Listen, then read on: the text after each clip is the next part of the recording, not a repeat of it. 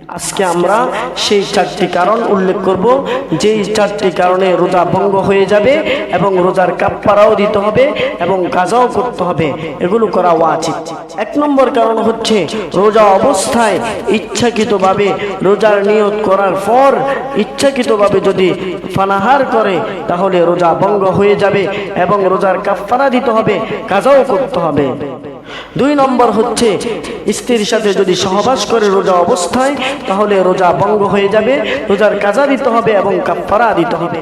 তিন নম্বর কারণ হচ্ছে রোজার নিয়ত করার পর রোজা অবস্থায় কোনো পুরুষ নিজ পুরুষাঙ্গকে স্ত্রীর পায়খানার রাস্তায় দিয়ে যদি প্রবেশ করায় বা তার অগ্রভাগ যদি প্রবেশ করায়, চাই মনি বের হোক বা না বের হোক, তাহলে পুরুষ এবং মহিলা উভয়জনের উপর রোজার কাজা এবং কাফফারা উভয়টি রাখতে হবে এবং রোজা ভঙ্গ হয়ে যাবে।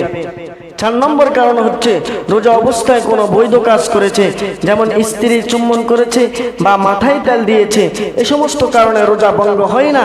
তবে ওই ব্যক্তি জাহেল, অজ্ঞ, মূর্খ, যার কারণে সে নিজে মাসালা দিয়ে দিয়েছে যে রোজা অবস্থায় যদি এই সমস্ত বৈধ কাজ যেগুলো সে হারাম মনে করেছে বা রোজা ভঙ্গ হয়ে যাওয়ার কারণ মনে করেছে, যদি মাথায় তেল দেয় বা স্ত্রীর সহবাস যদি অনিচ্ছাকৃতভাবে যদি করে, এই সমস্ত কারণে সে যদি রোজা ভঙ্গ করে ফেলে তাহলে পুনরায় আবার এই রোজা রাখতে হবে এবং রোজার কাজা করতে হবে, রোজার কাফফারা করতে হবে এবং তার রোজাটি ভঙ্গ হয়ে যাবে।